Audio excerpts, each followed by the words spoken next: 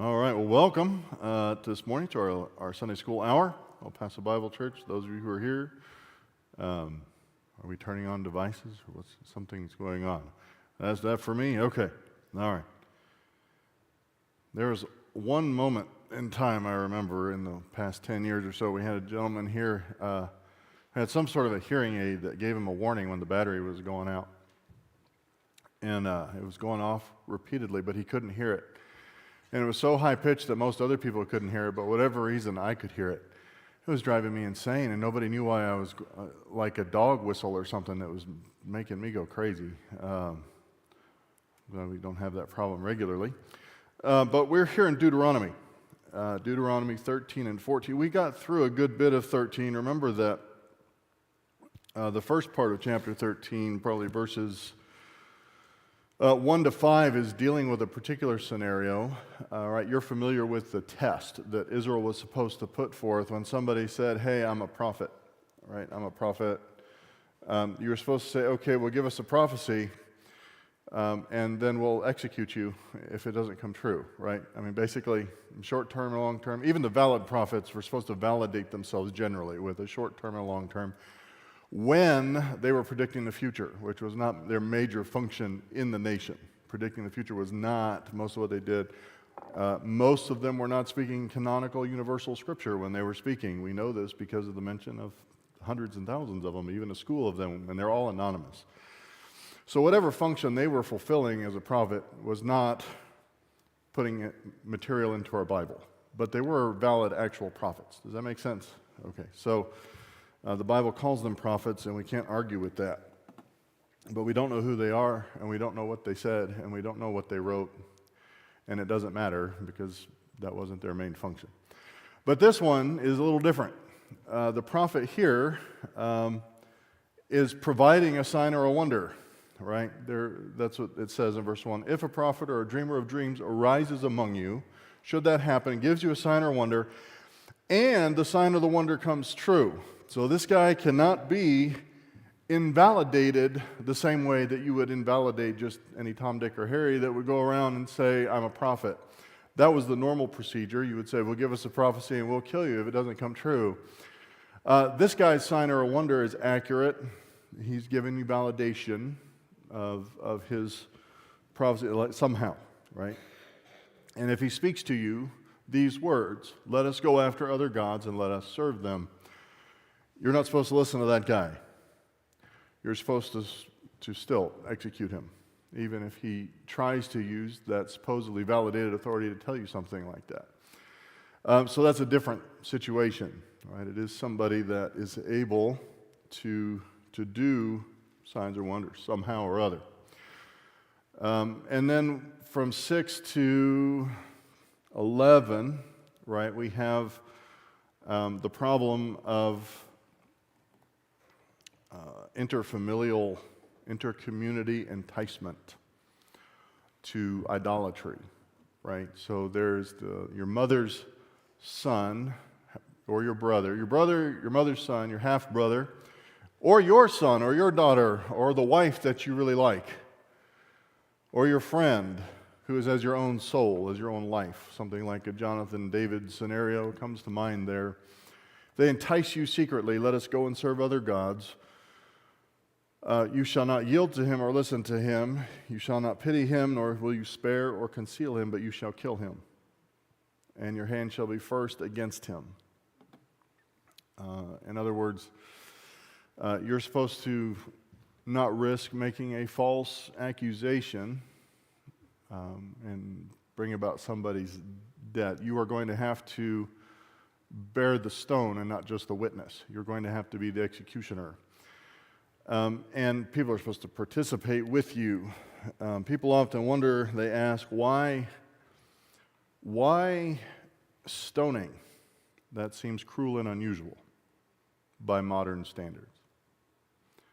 Any ideas?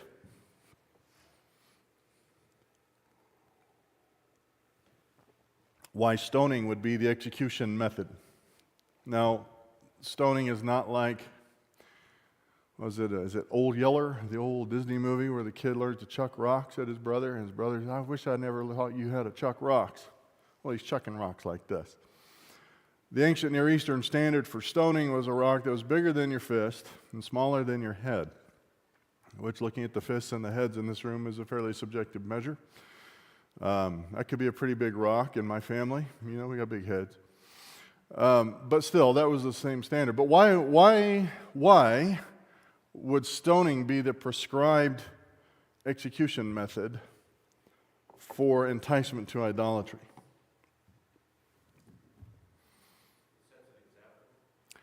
Yes. Okay, so that's an example. I think that's part of it. It's a warning.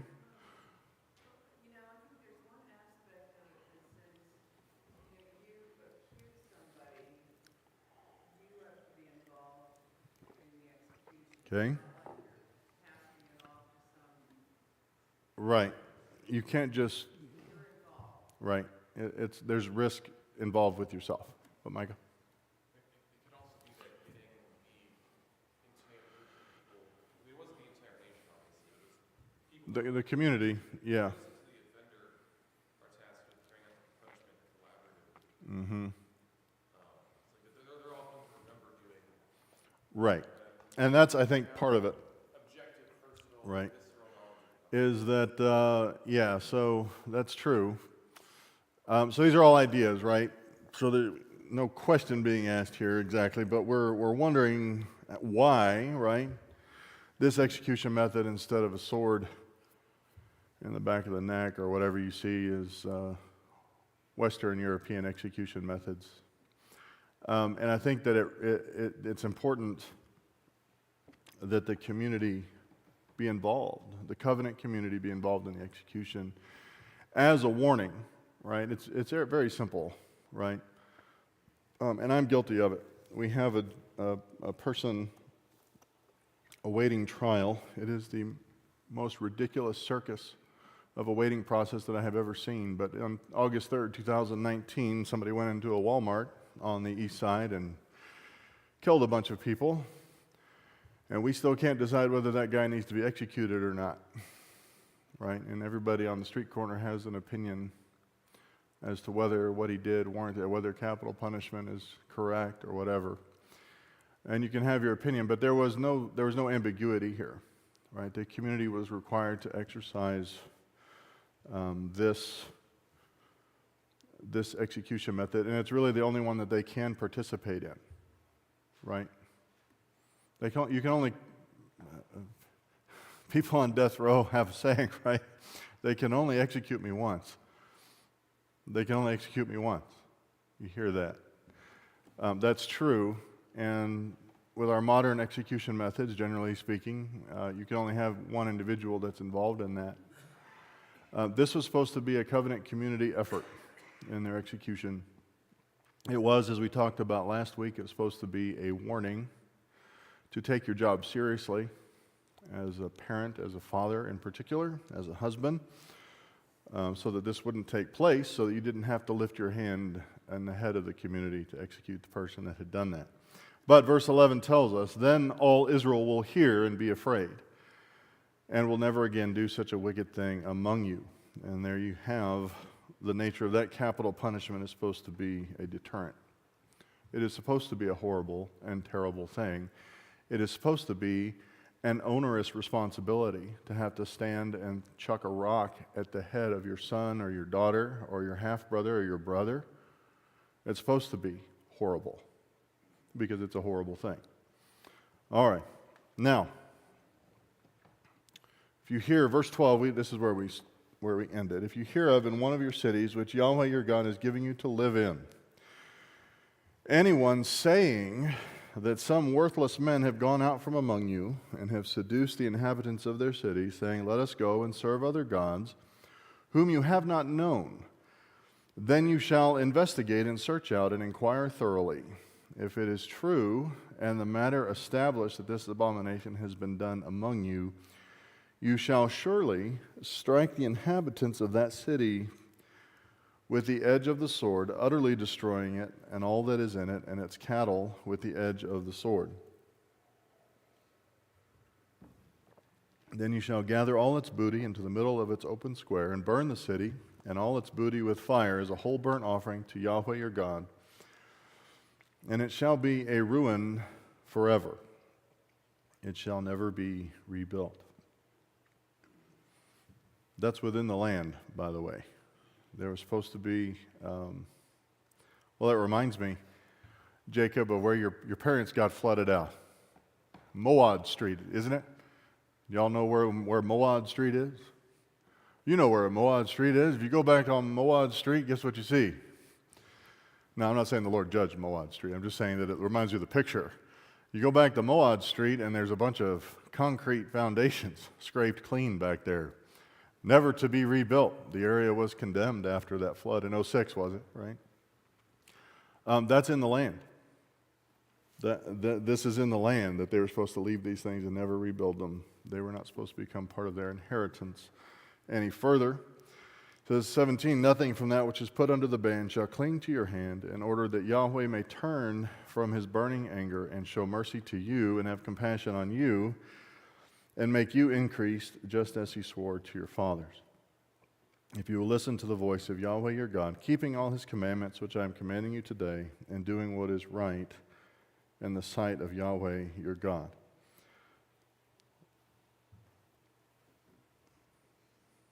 He's saying that it is necessary that you rid yourself of everything in that town so that your own wealth does not suffer, right?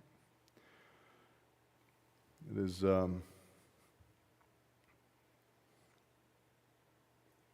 terrible thing to have to consider doing, but again, it's supposed to be a deterrent.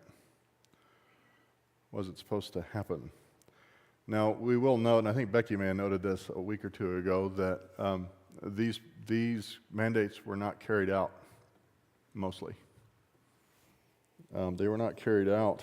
If they had been carried out, you probably wouldn't have had an exilic period to begin with, right? Because the contingency is, if you do that, the Lord will continue to bless you and your increase in the land. So people were not willing to do what God had commanded them to do in those instances of idolatry. It does remind me, it reminds me of a caution. One of my Bible exposition professors, he often claimed that he got to preaching in class, which generally meant that he didn't cover all the Bible exposition he was supposed to cover by the end of the semester. But one of the things that he said was, do not threaten, your children with discipline that is too terrible for you to carry out. Right? And some of y'all who have known me for a long time will wonder if I took that to heart. Right? Because I'm a caveman parent. And some of y'all go, that's ridiculous, Josh. How can you be such a meanie? Well, it's very calculated. I will admit that I have driven myself to the very edge of things that I'm willing to enforce because of the risk that it puts my entire children's lives at in order to be fools. I don't want them to be fools, so I bring them right up to the edge of discipline, things I'm willing to care about that much, right? And that's one of the ways that we need to view what God is doing. The danger, if the deterrent and the warning is this terrible, then what are the consequences of not being deterred? Right? The consequences of not being deterred, we're sending entire generations of your progeny, of your descendants, into exile and pagan lands, suffering and pain and destruction, the consequences of which are being felt today, right? Yes? How many generations have been pillaged and terribly persecuted because they were out of the land? And why were they out of the land? Because they didn't do this regularly. So appreciate the mean people in your life that tell you hard things.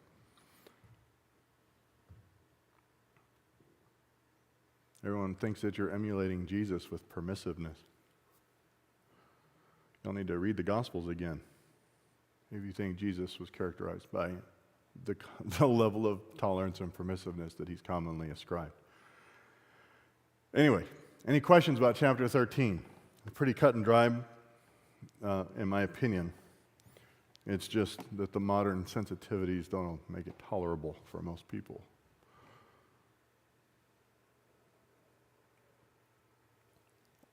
All right, let's continue on in chapter 14. This is what everybody thinks of when they think of the Mosaic Law, right? We have something that is, I thought that it would have to die out. But one of the first times that I was actually requested to regularly preach in a church, when I was still in seminary, I would preach, I forget the name of the little church. They didn't have a sign, they didn't have a pastor, they didn't have anything. There was what did they call themselves? Cornerstone? Cornerstone Church in Bonham, Texas. Wonderful folks, all joined together for a common worship together. And they asked me to come and participate as their elders rotated. So I didn't know this at the time. They didn't have a pastor, but they did have 4 elders that have Masters of Divinity degrees already. And so I was probably halfway through seminary at that point. But they asked me to come and preach once a month. And they were preaching through Galatians. They wanted to preach through Galatians. And the reason they wanted to preach through Galatians was because they had lost 2 families, I think it was, to the Hebrew roots movement. If you know what the Hebrew roots movement is, it's people that they're Judaizers. They are literally what Paul wrote Galatians in response to. People who are people who are believing that the manner to walk before God in the church is to restore the Mosaic Law as a guide for our lives, right? It's heresy. It's heresy. Paul explicitly states that. But one thing that's characteristic about the Hebrew roots movement is, generally speaking, they don't actually want the whole law. They don't want to institute the whole law. They don't want to sell their daughter in cases of fornication, right? Because that's what the law required. You don't want to be cutting off people's hands if your wife gets in the middle of your bar fight. That's Deuteronomy 25. 2 men are struggling outside of the tent, and the wife of one comes out and grabs the man by his private parts. You're supposed to cut her hand off. They don't want that part of the law. They don't want everybody to walk around with tassels on their cloaks. They don't want you to come and say, should I buy this house? Let me see the Urim and the Thummim.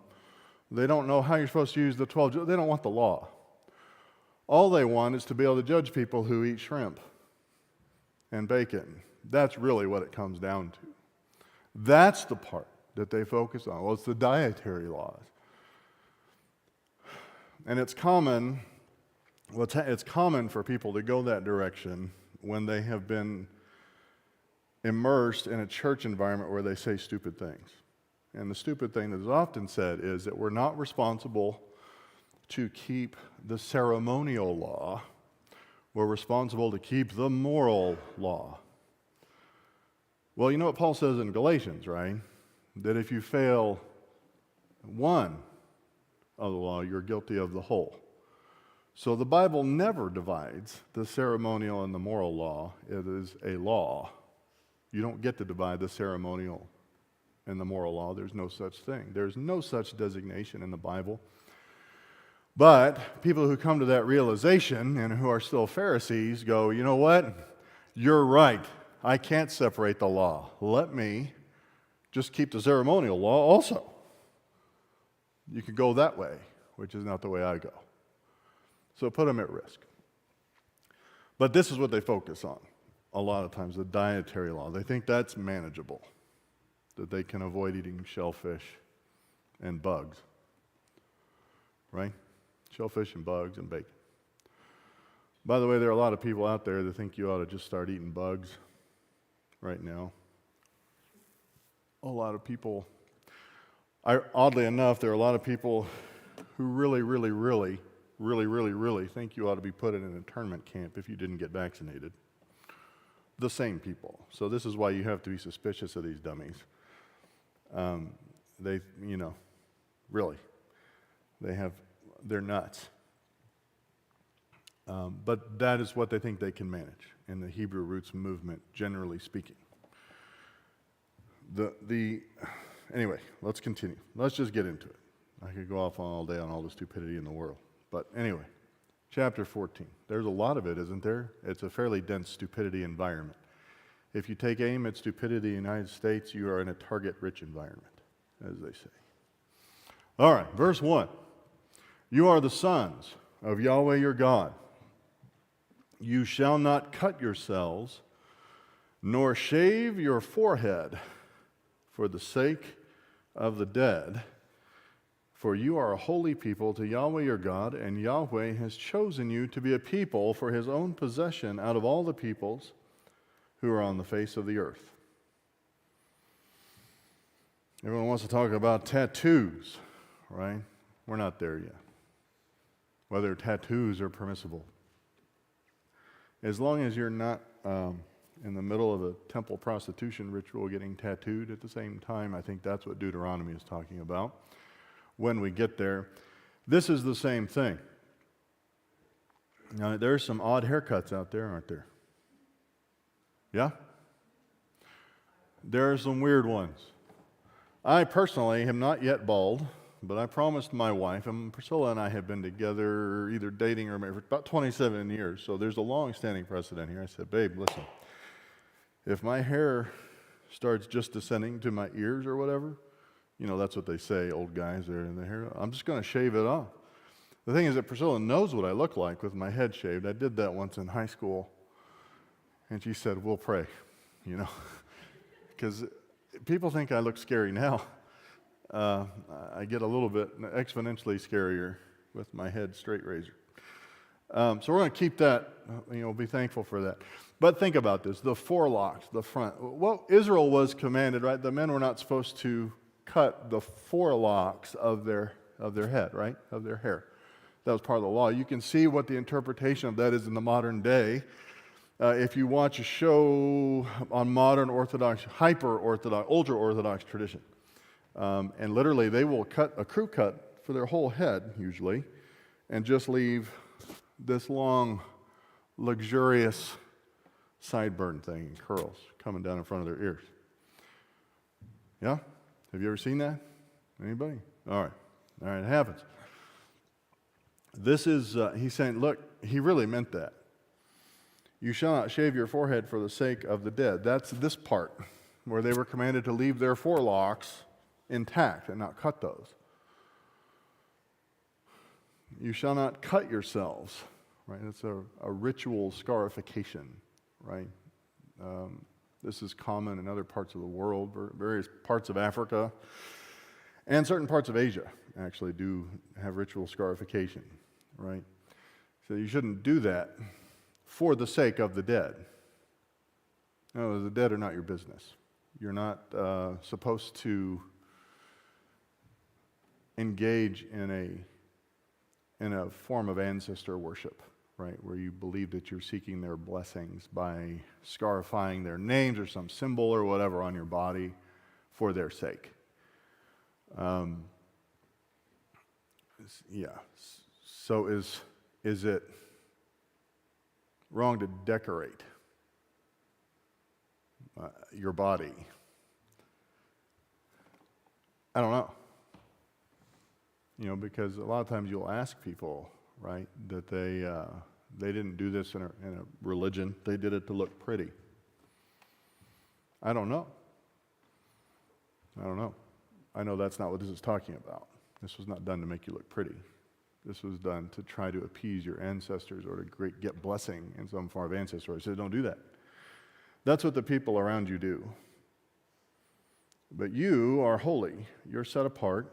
He's chosen you, and there's only one relationship that matters in that environment. Not your ancestors, not your descendants, the one between you and Yahweh. You are his possession out of all the peoples. So that's its own little category out of this law. Shouldn't do that. And then verse 3 says this. That starts the dietary law. You shall not eat any detestable thing. We're speaking Thaddeus' language here. Shall not eat any abhorrent thing, such as soup. And Thaddeus is, I'm just kidding. When Thaddeus was younger, he had a list of abhorrent, detestable things that were not on your list. Right, Thaddeus? Yeah. They're still there mostly. But he's matured. Let's see. Most types of, what else does Thaddeus not like? Let me go through. What's that? He doesn't, oh, well, no, that's you. You don't like Asian food. He doesn't like certain types of Asian. You don't like most of it, do you, huh, actually? Well, yeah, maybe not. Okay. All you've done is out Jacob right now. Jacob also has a list of the, no, this is actually talking about teeming life, I think. You shall not eat any detestable thing. Anyway, so they list the animals. These are the animals which you may eat. The ox, the sheep, the goat, the deer, the gazelle, the roebuck, the wild goat, the ibex, the antelope, the mountain sheep. If you were to transition this list into the days of Robin Hood, what do you have? You have all the things that, oh, go ahead, Mike. Well, so, since you brought up the Robin Hood, Yeah. a lot of things are reserved for royalty in those societies. And not just under English common law, or English law and historical, but a lot of places would do that. They would say these are sanctified animals. The people, the commoners can't eat this stuff. This is reserved for the royalty and the aristocracy. God is saying to the people, you are holy unto the Lord. You are my possession. You bear my name. This is what you eat. This is what you eat. You don't eat detestable, abhorrent things that make you go bleh. You eat the good stuff. Nevertheless, verse 6, any animal that divides the hoof and has the hoof split in two and chews the cud among the animals you may eat. Nevertheless, you are not to eat of these among which chew the cud, or among those that divide the hoof in two, the camel. Y'all ever looked at a camel and said, hamburgers? Me neither. The rabbit, the chafan, which is a small rodent-like animal. For though they chew the cud, they do not divide the hoof. They are unclean for you. The pig, because it divides the hoof but does not chew the cud, it is unclean for you. You shall not eat any of their flesh, nor touch their carcasses. Then you may eat of all that, we'll just talk about that. Let's just stop. That's one portion of the list, right? So I want to make it clear, I don't think,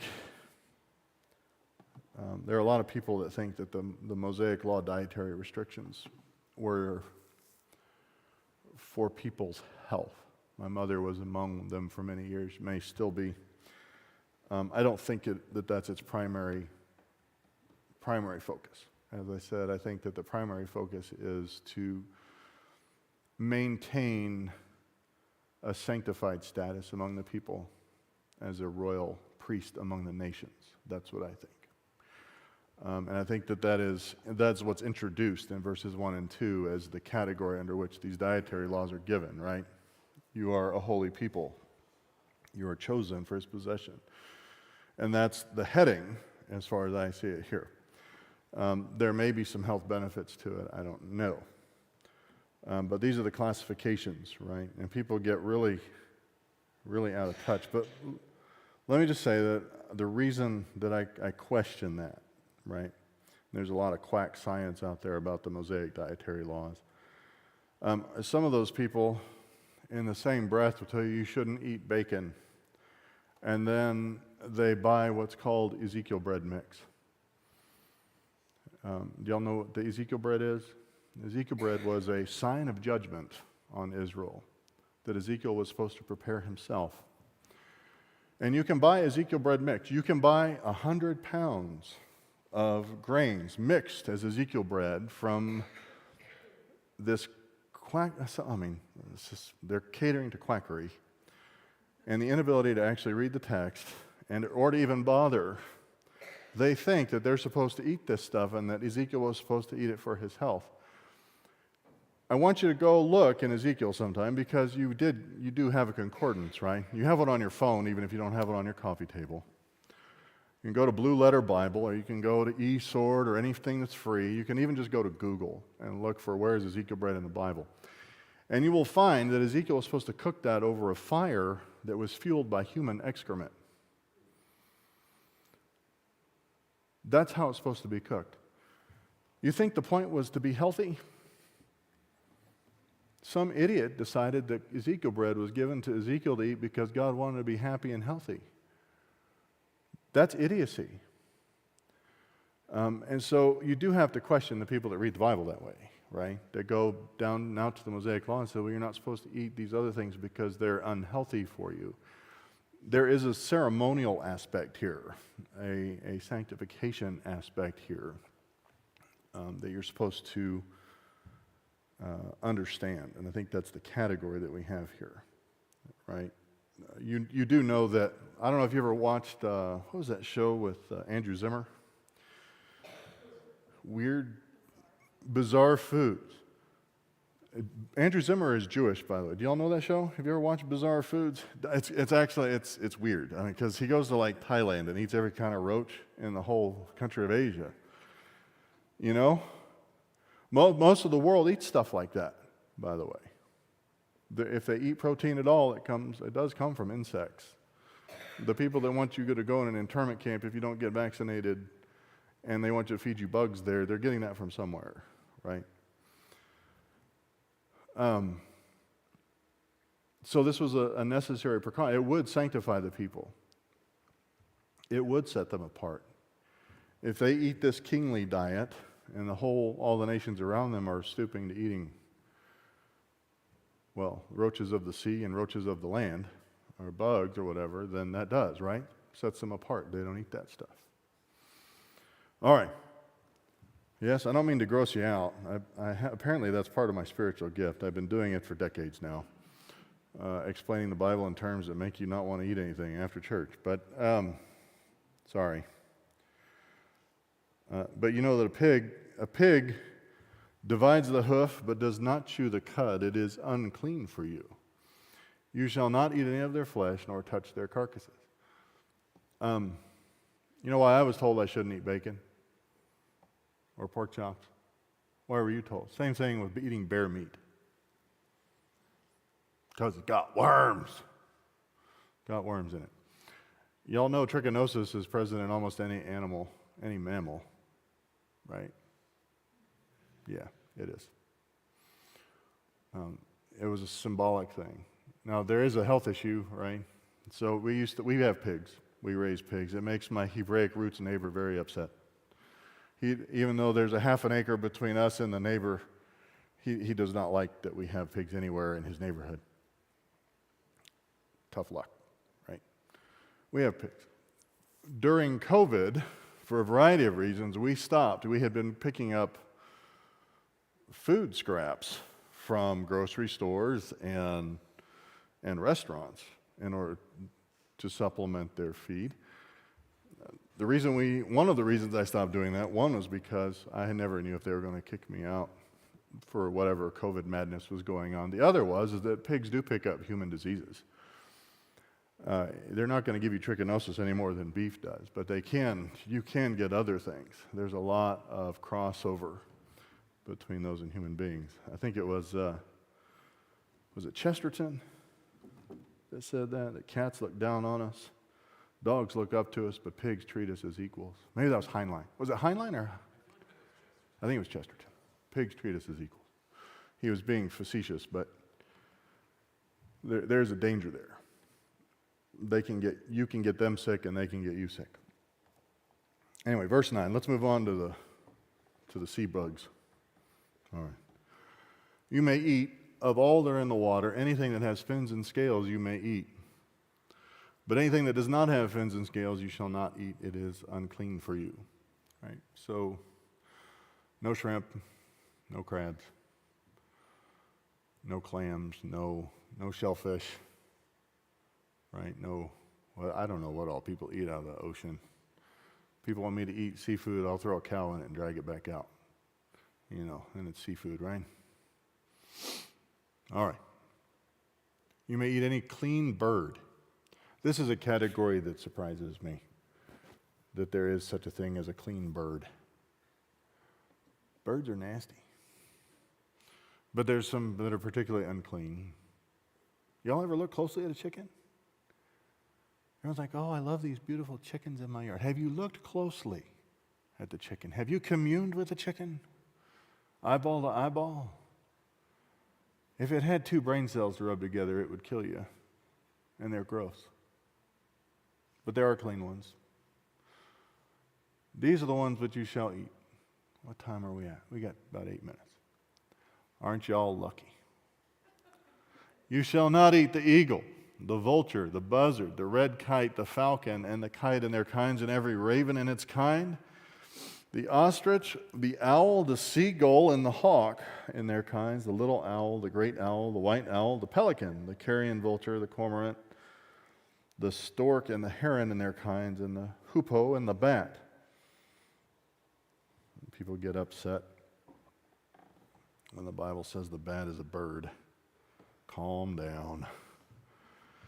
It's just a flying thing, right? That's really what, actually, when you go back to Genesis and you translate the days of creation, which I have done recently, what we translate as birds, it's the flying things flying.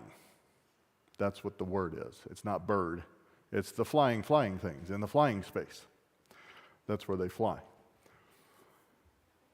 So bat is under that one. You shouldn't eat those things. Anything that essentially eats carrion or meat. And then he clarifies, you may eat any clean bird. Verse 20. You shall not eat anything which dies of itself. You may give it to the alien who is in your town so that he may eat it. Or you may sell it to a foreigner. So we can give stuff like that to Oklahomans. Just kidding, we're not under this law. We're learning, right, about what God's law was for Israel and why. You may sell it to a foreigner. For you are holy people to Yahweh your God. You shall not boil a young goat in its mother's milk. So here's why I say this isn't about health, right? How is Israel supposed to treat the foreigner or the alien in their land? Anybody? We've been over this a bunch of times through Numbers and Exodus. Were they supposed to mistreat the foreigner and the alien in their land? No. No, they weren't. Were they supposed to give them crap that was going to make them sick? No. It was ritual, primarily. It was so that they would be sanctified from among the peoples that surrounded them. Because if this was going to get everybody sick, that wouldn't be treating them kindly, would it? Right? We have laws against stuff like this, right? Did you know that a food pantry is not allowed to hand out leftovers? Did you know that? Like, I picked up a lot of stuff, but I had, usually, except for in Jacob's case, because Jacob knew I was a law-abiding person, he had a food pantry that his parents ran for a number of years. Other ones, you have to sign something, attesting, an affidavit that says no human will eat this, to be able to give leftovers to your pigs. That's what you have to do. It's legally enforceable. You are signing something that says that you are under contractual obligation not to permit a human to eat that stuff. Even the stupid government here knows that that's not good, right? So it wasn't about their health. It's about ritual. You shall not boil a young goat in its mother's milk. This is why Jewish people can't have cheeseburgers today, because they have understood this law under rabbinic interpretation to mean that you shouldn't eat meat and dairy together. Again, I take that it's ceremonial. There's a symbol here. You're not supposed to take the kid and boil it in what was designed literally, individually, for its sustenance. Right? You're not supposed to eat an animal with the life in it, with the blood in it. I actually don't think that, you could boil a young goat in somebody else's milk, and that would be okay, as I read it. But there's a symbolism here, right? All right, we got 3 minutes. We could go into tithing here. It'll be a relief, right? We don't have to talk about eating bugs or sea bugs. All right, let's do it. You shall surely tithe all the produce from what you sow, which comes out of the field every year. You shall eat in the presence of Yahweh your God at the place which he chooses to establish his name, the tithe of your grain, your new wine, your oil, and the firstborn of your herd and your flock, so that you may learn to fear Yahweh your God always. If the distance is so great for you that you're not able to bring the tithe, since the place where Yahweh your God chooses to set his name is too far away from you when Yahweh your God blesses you, then you shall exchange it for money, and bind the money in your hand, and go to the place which Yahweh your God chooses. You may spend the money for whatever your heart desires within these confines, for oxen or sheep or wine or strong drink or whatever your heart desires, and there you shall eat it in the presence of Yahweh your God, and rejoice, you and your household. So you may not understand what's going on there. There was a portion of their tithe that they were to share with the Levites and partake with them together. And they were supposed to bring their actual animals, generally not a substitute. They were supposed to bring the literal, actual firstborn of their flock in order to do this, and their grain or whatever. But in cases where that wasn't practical, they could exchange it for money and go and buy essentially a substitute for it and partake of the meal that way. Y'all know that I'm a proud Appalachian American. Yes? That's the only kind there is. Proud Appalachian Americans. Y'all may use the word hillbilly, but that's offensive. It's my culture, you know. But hillbillies make that distinction, right? They may grow a bunch of corn up in the hills, but they can bring corn liquor down faster and easier and make their money, right? Just a pragmatic consideration. Roughly the same idea, right? It's too much trouble to herd all your firstborn animals and to carry all your grain and all that. And it might get stolen from you. It might get taken from you. So allows an alternative here. One more minute. Also, you shall not neglect the Levite who is in your town, for he has no portion or inheritance among you. At the end of every third year, you shall bring out all the tithe of your produce in that year, and shall deposit it in your town. The Levite, because he has no portion or inheritance among you, and the alien, the orphan, and the widow who are in your town, shall come and eat and be satisfied, in order that Yahweh your God may bless you in all the work of your hand which you do. All right. So we've been over that before. The Levite did not have their own farms. They had places where they could care for the animals that were tithed to them as their portion around each and every city, but they were not given in the same sense of heritage like the other clans were. And so from that was supposed to be provided for these three classes, the alien, the orphan, and the widow, right, who are not supposed to be oppressed in the land, right? And I want to make that clear because I think that's a very operative part of that previous principle, that you were not supposed to eat of an animal that died of its own, but you could give it to the alien or the foreigner. So we need to understand that. They're supposed to be cared for in the land. All right? All right, so we started 2 minutes late.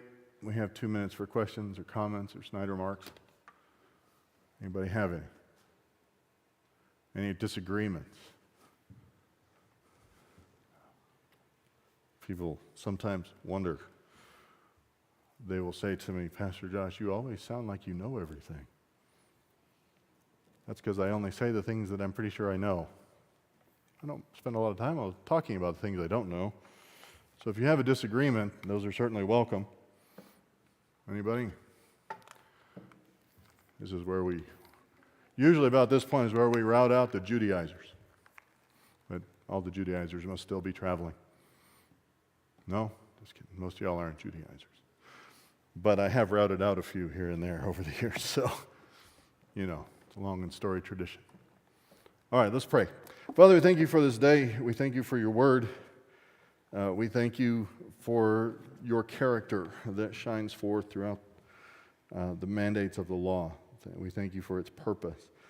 We thank you for its illustration that these people of Israel were to be a possession unto you, sanctified unto you in the land, a priesthood among the nations. And we thank you for that. In your Son's name we pray.